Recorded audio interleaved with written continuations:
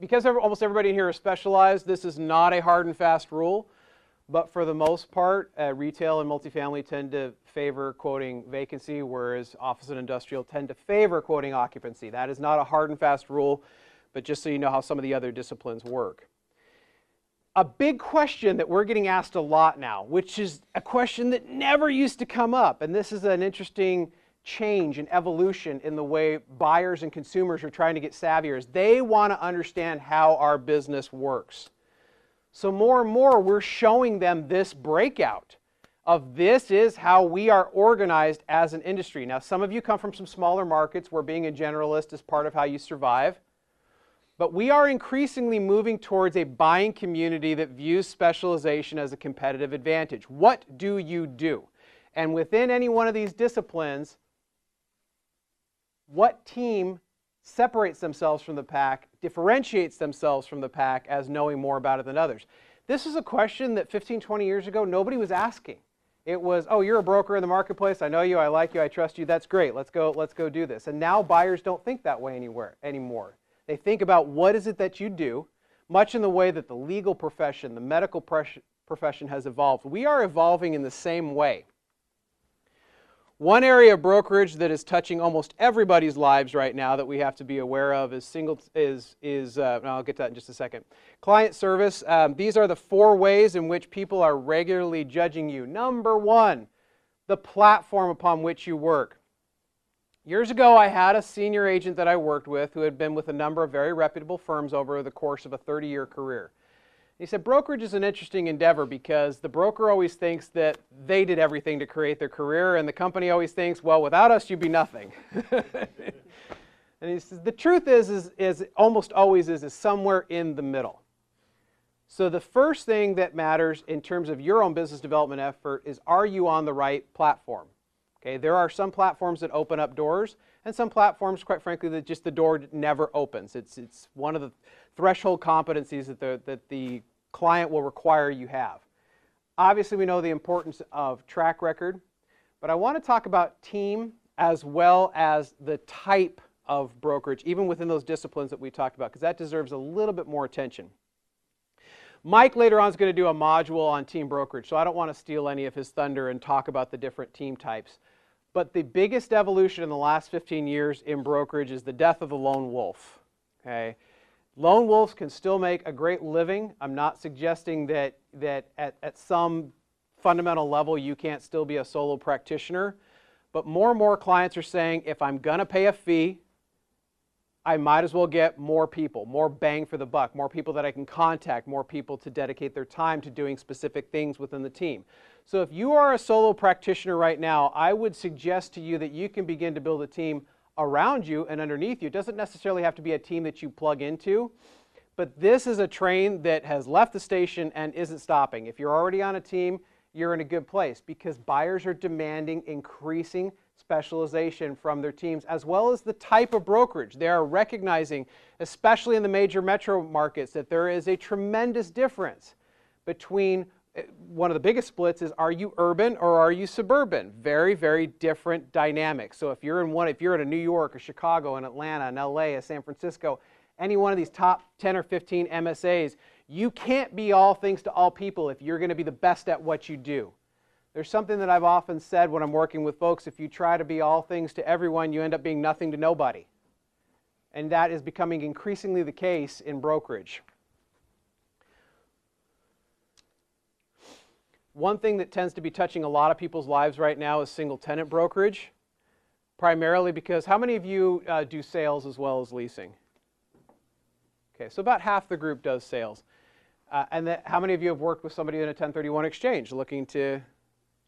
Okay, so most of the people that raised their hand are working with people in 1031 exchange. And one of the hottest commodities out there have been single tenant deals. Okay, so I want to talk a little bit about that really quickly in the vernacular. One of the problems that we have in real estate is that, unlike some other professions, we don't have 100% agreement on anything. Okay, we call things different things. And so you talk with one person and they give you 100 vocabulary words and they swear that's the way it is, and then you go with somebody else and it seems like they're talking a completely different language. But there's a couple of things that we want to identify when it comes to the single tenant brokerage. I'll move on from this fairly quickly. is where did the net come from? Hopefully this is especially helpful to those of you who are new. Historically speaking, each N stood for something. Taxes, insurance, and common area maintenance. And so it stands to reason that as we're out there marketing those deals, that depending on what the relative expense responsibility is between landlord and tenant, we're going to use a different combination of these N's. So historically, if I use one N in my net lease, I am responsible for rent as well as a pass-through on taxes. If I'm two N's, it should be the rent, the taxes, with the addition of insurance, and a triple net being the rent and all the operating expenses, but not the capital expenses. And believe it or not, that's actually one of the biggest rookie mistakes I see people making out there trying to put, well, I put my client in a triple net deal. That means they have no responsibilities. Not if we're speaking the same language, it doesn't. And then all of a sudden, 2 or 3 years later, they said, wait, why am I replacing the roof? I don't understand why I'm replacing the roof. Because it's CapEx, right? Absolute triple net is your rent, your OpEx, and your CapEx. There's one layer beyond that that's not common.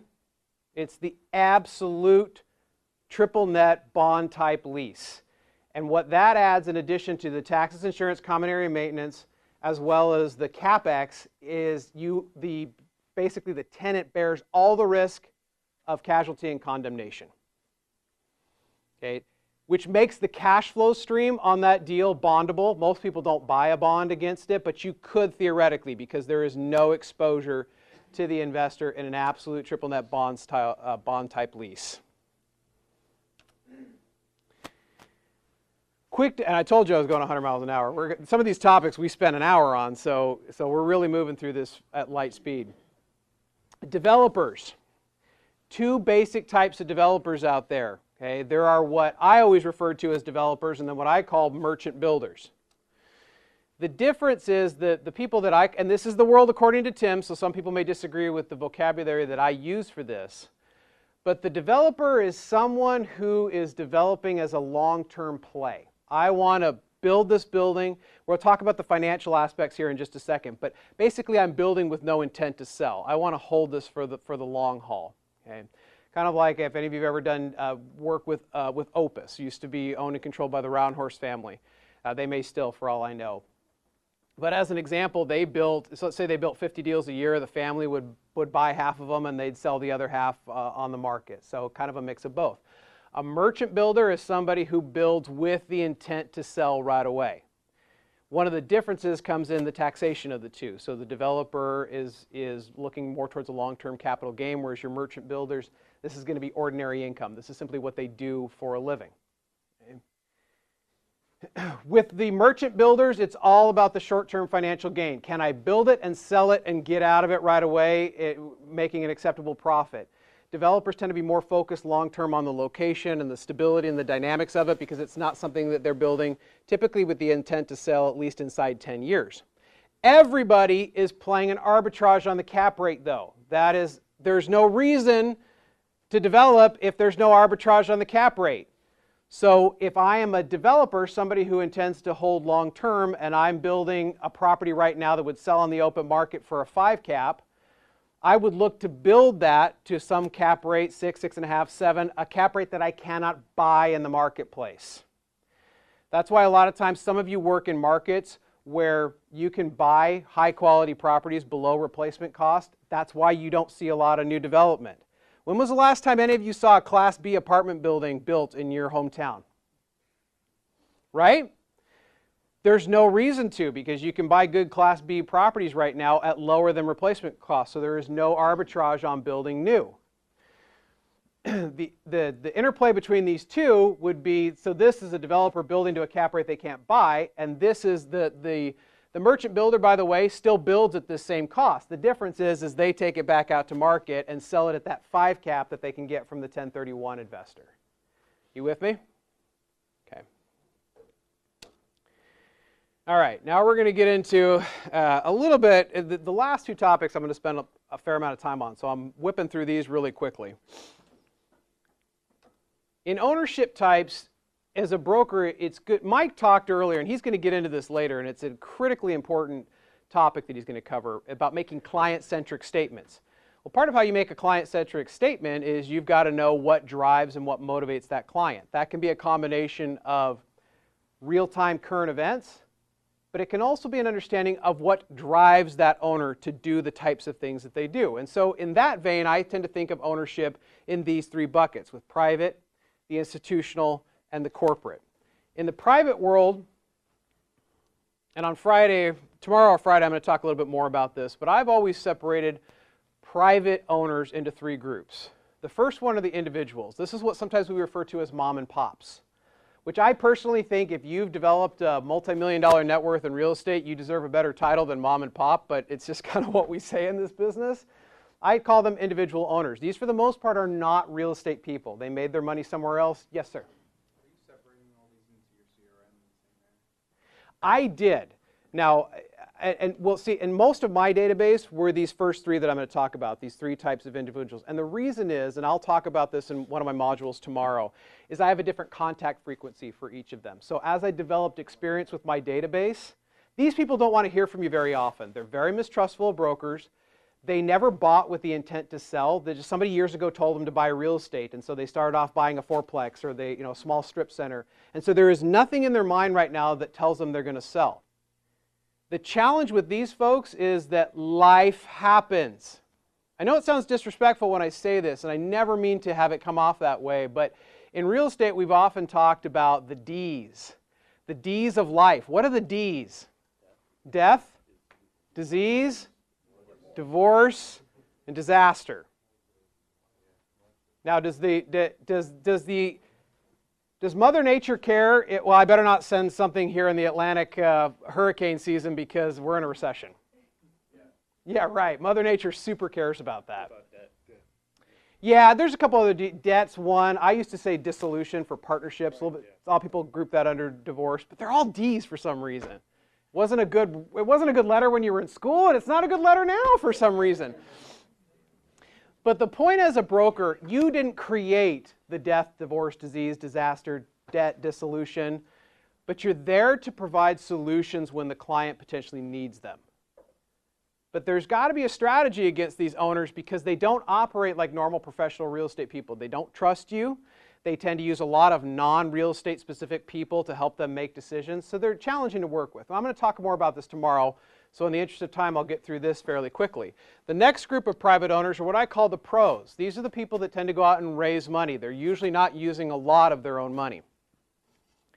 You got to be careful with these private owners because they like to put their hands in your pocket because fee income is a lot of how they drive their own personal revenue. So participating in your commission is something that you're going to deal with quite frequently. But you can call them as often as you want to because as long as you have something that gives them an advantage or something to do in the marketplace, you could call them every day if you needed to. Okay? These are full-time real estate people. The last group of private owners are what I call the legacy owners. Everybody knows who these are in your hometown. This is the same, no matter from sea to shining sea when I travel, and this is the line I hear people tell me about their market. Hey Tim, I appreciate that that's probably how business is in New York or whatever, but here in Omaha, anybody from Omaha? Here in Omaha, all the real estate's basically owned by like the same 6 families. All of you have the same 6 families, by the way. They have different last names. It's in Omaha, it might be the Seldons. It might be Pritzker over in Chicago. I mean, everybody has those families that own a lot. They're collectors of real estate. In fact, when I would do investment sales, I really didn't like selling to them because I knew once I sold to them, it was gone forever from inventory because they tend to just, what Renee's laughing. He knows exactly what I'm talking about. They're collectors. They hold on to this stuff forever. It's very generational money. Tomorrow we'll talk a little bit more about the strategies associated with them and what they respond to. The institutions are not all created equal. Okay, I tend to use 3 basic divisions when I'm thinking about the ownership types. I think about REITs. They can be public or private. One of the distinguishing characteristics is basically all of their net income, 95% of it has to be distributed to their shareholders. Their hold period is almost always time-based. So they bought something with the intent to sell at a specific point in time. And so it's really just a timing issue coupled with do you have a relationship with them. The life insurance companies, Typically, for most of them, it's about a trophy asset. Why do life companies buy trophy assets? And why is risk so important to a life insurance company? Yeah, right. So most of us probably have some form of life insurance, and you have a monthly premium associated with that. That premium is dictated by a couple of things. It's your age, your health, your occupation. But another thing it's affected by is essentially the life insurance equivalent of a credit rating. Okay, how stable a company is that life company expected to be? So for example, I have a life insurance policy with Northwestern Mutual, very, very highly rated company. Unfortunately, I pay a lot for it. If I were to go with a lower rated insurance company, I could get the same face value of coverage for less money because they can't charge me as much due to their rating as an insurance company. So part of the reason why, from a lending perspective as well as an acquisitions perspective, they buy such trophy stuff is they will not play around with their rating as an insurance agency. It costs them too much. That's why they're not core plus value add type of people. Pension funds, again, we all know what pension funds are, so I don't necessarily need to go into that. But one of the big things with pension funds and where the relationship matters is one of the biggest causes for them to be net sellers is rebalancing their portfolio. Almost all pension funds have an allocation, and that can't change. So if I have 9 or 10% allocated to real estate, if the value of my stocks goes down in my portfolio on a percentage basis, what happens to my allocation in real estate? It goes up. I didn't buy anything, I didn't sell anything, but now my portfolio is imbalanced. So what do I have to do by law? I got to sell. I've got to rebalance because I'm highly scrutinized as a pension fund. So there's a rebalancing that happens there with those particular client types. Now the reason that, and we'll get more into this tomorrow, I'm just laying the groundwork for another module we'll do tomorrow, is when you understand some of the fundamental drivers of different ownership types, you realize that owning real estate is not a binary thing. It's not a 0 or a 1. It depends on who owns it and what drives them.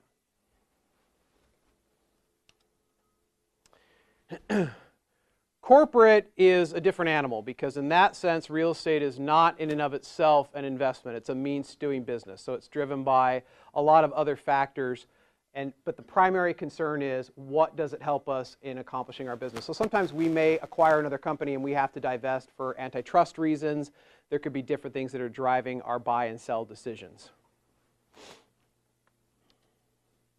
Okay, now we're going to spend some time in these last two before we get you off to lunch because especially if you're new, there's a lot of things in here that maybe you've never been exposed to. We're going to talk about title and escrow as well as commercial lending. Title and escrow are two different things. Hey, I know that's elementary to some of you, but it bears repeating. Title and escrow are not the same thing. Title insurance is a business of insuring the value of our properties against clouds on title. Escrow is simply a neutral third party that's designed to execute the transaction to make sure that everybody does what they said they were going to do. So John and I could do a transaction. John could be he could have his deed, and I could have a big satchel of money, and we could do, one of those. Okay, John, give me the deed. On 3. Are you ready? 1, 2, 3. We could do that. The law allows us to transact real estate that way if we want, but we use escrow because escrow makes sure that everybody does what they said contractually they were going to do before any types of monies or deeds are dispersed. Okay, that's all escrow is. Title insurance is a very, very different process, although most of the time it's done by the same company. Some of you have been around long enough. How many of you remember ordering a prelim? Okay, some of you remember ordering a prelim, okay? What is prelim short for? It's a preliminary title report. Prelims have been gone for a long time. Some of you are being trained by people who have been in the business for a long time, and they go, get the prelim. We haven't done prelims for maybe 15 or 20 years. So what used to happen in the old days was the title would say, well, it looks like it's pretty clear title, and they'd say, yeah, if you buy this, we'd insure it. What happened is because somebody wasn't going through the full process of researching the title and understanding all the potential implications, there was too high of a loss rate on many title insurance policies. And so now when you order a prelim, You are actually getting a commitment for title insurance as the property is today. So we open up escrow and we say, okay, let's order the commitment. You get the commitment, and we're going to talk about different policy types. The buyer selects the type of policy they want. They've got 3 basic choices. We'll go over all 3 of them, plus they can add endorsements to it. Once the conditions of the policy are met, the policy is issued at closing with a final bring down, which means this is the trick that people think they can pull, which is still silly that in 2019 anybody thinks they can do this. But you get that commitment 30 days prior to closing, and then, run off and let's encumber the property or let's do something silly in the next 30 days. The title company always does a bring down at the end to make sure that nothing has changed in that time. So there's no way to hide that, okay? Let's be really, really clear about that. What does a commitment for title insurance, especially for those of you who are new and only do leasing the first time you do a sale, when you get your commitment for title insurance back, you're going to get 2 things, Schedule A and Schedule B. Schedule A says, congratulations, we're going to give you title insurance. Schedule B says, but these are all the things we're not going to cover you for. So Schedule B is going to contain all these different types of things that are matters of public record as well as matters of standard exclusions on a title policy that they do not cover. So the more important, when you get a commitment for title insurance, the more important of the 2 is Schedule B, because those are all the things that you potentially have to address as a broker. Now there are some things on here that are just simply beyond your control. In many cases, they're just standard parts of doing a real estate transaction, and so they're not necessarily an obstacle to be overcome. But Schedule B can contain lots of surprises that are important to getting your deals done.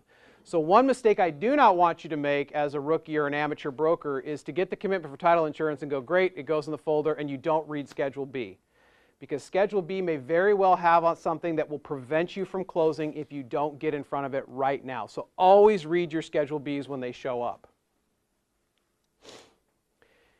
You have 3 basic choices when it comes to title insurance. The first one, which is if you have any type of debt, there's no ifs, ands, or buts. You have to buy a lender's policy.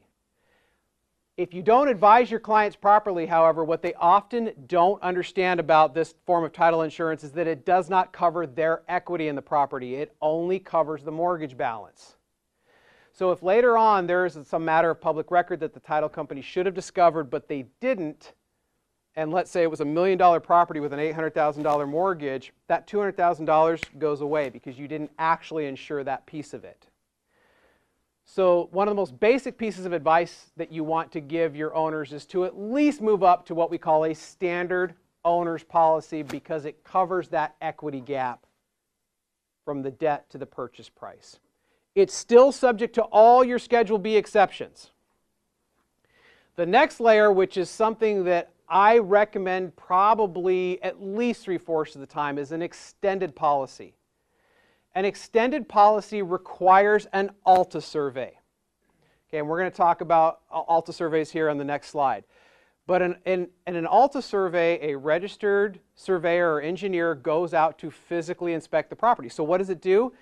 It adds protection for things that are not recorded, and easements, encroachments, things like that. And I'll give you a perfect example. In fact, there's a property I was working on years ago where the surveyor went out and said, well, one of the things that we've discovered, you can't see this on the parcel map, but your neighboring property owner built a cement retaining wall that's 2 feet onto your property.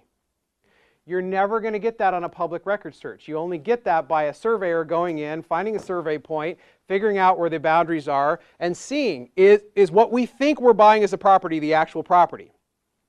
And I've had numerous cases in my career where we discovered things by visually inspecting a property that we wouldn't have if we didn't. And that's not me as a broker going out there and saying, that retaining wall is 2 feet over the parcel line. Because I don't know where the parcel line is. You've got to start from a survey point and figure out where the actual boundary is. And when you have a surveyor go out there, you find those things. If you're working industrial and you've got a yard next to you and someone's built an overhang and it's hanging over to your property, that's an encroachment.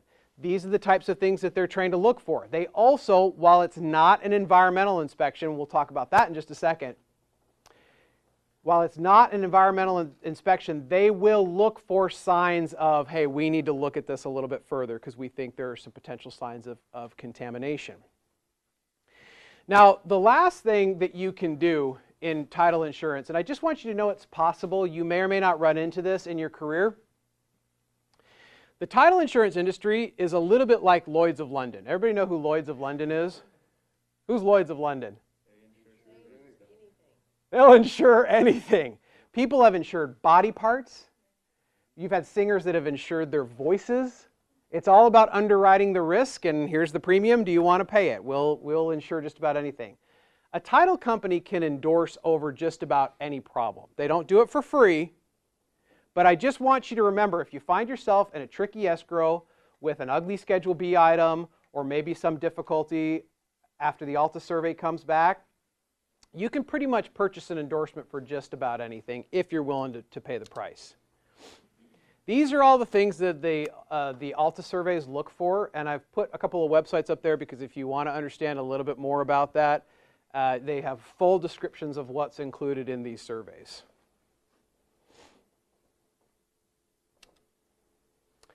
Environmental site assessments, Phase 1 and Phase 2. How many have ever done a Phase 1? How many have ever done a Phase 2? Okay, so a lot of times we don't get to Phase 2. So a Phase 1 is a pretty simple inspection of a property. It involves searching governmental records. So one of the nice things in commercial real estate that we've had in this country for a long time is if you are ever considered a hazmat or a hazardous material use, you are registered with your state EPA, and that runs with the property forever. So even you're working on that strip center in suburban wherever, and you go, well, there's no dry cleaners. You know paint stores are considered hazmat? So you got a Sherwin-Williams, that's hazmat. Okay, Benjamin Moore, that's hazmat. Home Depot.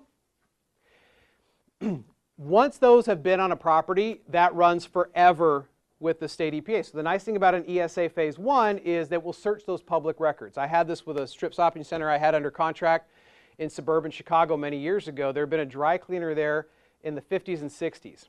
Now in the 50s and 60s, dry cleaners used all organic, environmentally friendly cleaning materials, right? And they didn't dump them in the alley. And they didn't. That's not a storm sewer, that's a PFC dump is what that is, yeah. And so we actually had to go to Phase 2 on that particular property. We had it under contract. It wasn't a big property. We had it under contract for $525,000. The Phase 2 came back. The remediation on the property was just north of $500,000. See, here's the funny thing about real estate. One of the biggest lies people tell you about real estate is that real estate's always worth something. It can be worth less than zero. Okay, the liability on a property can exceed its market value. So when we talk about doing due diligence properly, when we talk about following these steps, I had a client out of San Francisco years ago that used to say, Tim, I hate spending all this money. It's $2,500 for this and $1,000 for this. I said, is that better than the $2.5 million of hard-earned money you're sinking into this property? Don't shortcut it because you can really run into serious problems. So an ESA Phase 1 is going to do that public record search as well as they're going to go out to the property and they're going to look for signs of needing to investigate further. If Phase 1 is not invasive. So if I'm a site inspector, I'll go out, I'll look for wilted vegetation, I'll look for things that are maybe signs of maybe dry wells and previous bore sites, and I'm going to look for things that tell me I think there's contamination here. Another thing they do, this is where you got to be careful, they talk to the neighbors. So fun story, I was in, and I forget, I think I was over in the Tampa area, but I think maybe I was in Port Charlotte. We're looking at a property, and we're out talking to the neighbors, and neighbors will tell you anything. So we're talking to one neighbor and they said, oh, don't buy this property. I said, why? They said, well, all I can tell you is this whole neighborhood is not graded properly. And so when we have a major rainstorm, it all drains to this property. This is why it sells so often, is people buy it and they realize that it floods twice a year. Now, that wasn't on the public record search. It actually wasn't on the insurance loss run either. I'm not sure what people weren't making claims against it either. But I'll tell you, the neighbors told us. So your inspectors, they talk to the neighbors because the neighbors will sink your ship 10 times out of 10. And that, by the way, is not saying, well, we want to be sneaky. Play it above board, be legal. I'm not suggesting otherwise. But that's what your environmental inspector is going to do when they go out there, is they're going to talk to the neighbors. Now, if they have reason to continue, that's where we go to an ESA Phase 2. Phase 2 is invasive testing. We're going to take samples. We're going to, we're going to install that dry well. We're going to look for signs that we're going to take air quality samples. And they actually send it off to a lab to figure out if there is contamination. What's Phase 3? Yeah. Technically, there is no such thing as Phase 3. Phase 3 is remediation. So if you're going to continue with the property, then the next phase is you've got to remediate the problem. I do a lot of gas stations. Yes. I've owned a lot of gas stations. My family has, and typically under state funds, and it just gets so complicated. I'm always interested because you'll get a developer that wants to buy the property and redevelop it, and they'll spend $30 a square foot for the land, and then they find out in due diligence, it's got about $400,000 to $1 million in liability. Yep. And I always wonder, like, the price adjustment. What would that? How do they equivalent that? Is it because of the lease is such a good value lease that kind of offset that and make a lower return, or how would you navigate? It can be. So I'll give you, so that example that I just gave you that was down in Calumet City, if anybody knows the Chicago area, where anybody a Blues Brothers fan, Joliet Jake, anyway. When we were down there, unfortunately, we knew what the remediation would cost, and it actually did more than zero out the value of the property. However, there are, in other cases, where the value of the location is so significant that either they're willing to do the remediation and take the price adjustment, or in some cases, I mean, we've seen, Mike and I just did an assignment with a major gas station operator, and the reality is sometimes they'll walk away from $250,000 in due diligence money they've already spent if they can't figure out the indemnity issue. Because that's the biggest deal in dealing with gas stations, is indemnity. I don't know if anybody remembers when Couche-Tard, is a company out of Canada, bought the Circle K in the US. So I did some portfolio work with them at the time, and I did several locations in Florida. And that was the whole thing. Couche-Tard was willing to buy all the Circle K assets. And you can have an environmental indemnification, which means I'm going to buy it from you as an owner, but if there's an environmental problem, I'm coming back to you. But you can imagine that's only as good as the person you got to come back on, because if they're going under or whatever, it's not, what do you can't bleed a stone, right? But in that particular deal, to Elias's point, we were able, Couche-Tard saw enough value in the Circle K portfolio that they were willing to accept a certain amount of environmental risk, as well as to the economics of that deal. They provided an indemnification to all of our clients that bought the deals back from them on a sale-leaseback basis. There's so much value there. Exactly. So in that case, there was so much value that Couche-Tard was willing to take the hit, or the potential hit, whereas I've seen people walk away too. Yeah. Oh, it's huge. And anytime you work in anything with hazmat, environmental indemnification is going to be your biggest thing. It's going to be your biggest hurdle to getting the deal done. So hopefully the economics of the deal makes sense. In the event that the environmental liability is way more than the value of the property, the person basically says, okay, I'm walking away, I'm filing bankruptcy. I have no more money. I can't afford to spend the money to mitigate it. And I know dry cleaners and gas stations have government programs. How about a golf course? Golf courses have huge arsenic issues. So there are programs like that they can be put into to try and address it, or can people just walk away, and then who steps in at that point? So it's a great question with a very layered answer. There are programs. Number one, sometimes when there isn't the economic reason. So no, with all due respect to Calumet City, it's not the best up-and-coming suburb in the Chicagoland area. That owner continues to operate the property as far as I know, because there was no state EPA mandate to go clean it up. So he wasn't facing any governmental pressure. He continues to take the cash flow off the property. It just is what it is. He knows that if he ever goes to sell it, he has that problem.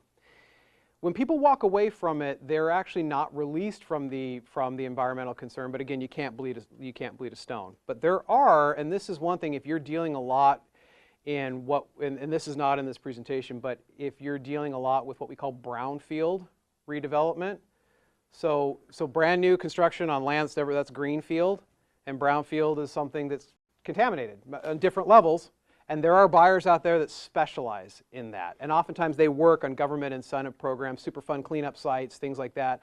The old General Dynamics Motorola campus in Phoenix went through that whole thing. Ironically enough, I actually am working on a property that's 2 or 3 blocks away from here. Yeah, 25 years ago, that was a Superfund site.